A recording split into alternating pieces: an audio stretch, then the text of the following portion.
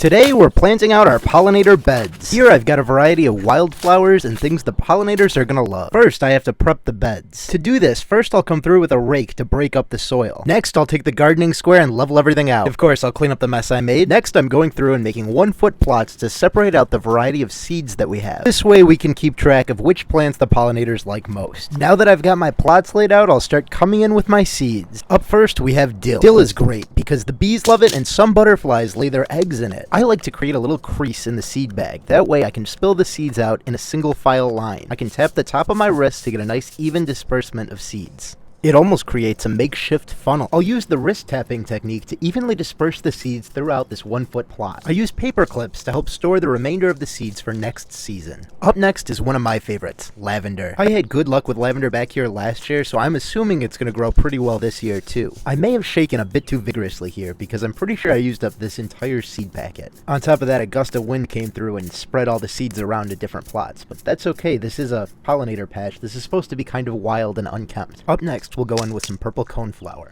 This is another plant I had success with in my pollinator patches last year.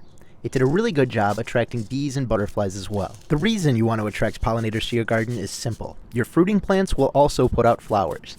By having a pollinator patch, you're inviting all the more pollinators to come through. While the pollinators are there enjoying your patch, they might just stop off and pollinate your fruiting plants as well. The yarrow seeds came inside a little package inside the main seed package, so you're seeing my confusion here. Sorry for the garbage angle. This is actually my first time planting yarrow, but I've heard some really wonderful things about it. When I finish that up, I'll put the little packet inside the big packet and fold it back up. We'll go in with a wildflower mix next. I didn't read what was in this one before I threw the packet out, so only time will tell. As you can see, I've pretty much given up on the idea of tapping them out and resorted to more or less dumping them across the plot. Up next, I'll go in with some milkweed. Monarch caterpillars only eat milkweed, and they prefer native milkweed. Native milkweeds to my area include common milkweed and swamp milkweed. Non-native milkweed won't always die back on time, and it can confuse the monarchs and throw off their life cycle. Here, I'm using both swamp and common milkweed. To top it all off, I'm going in with one more mix. This one is specially designed for the monarch butterflies. This mix includes coneflower, larkspur, Indian blanket, Mexican sunflower, cosmos, and more. We had really good luck with this mix last year. The cosmos got exceedingly tall, way taller than me. That's not saying much, I'm not that tall. I'll finish this out by raking it all in and then going over it with that gardening square to level it all out. I'll keep you updated, so subscribe if you want to see how this turns out.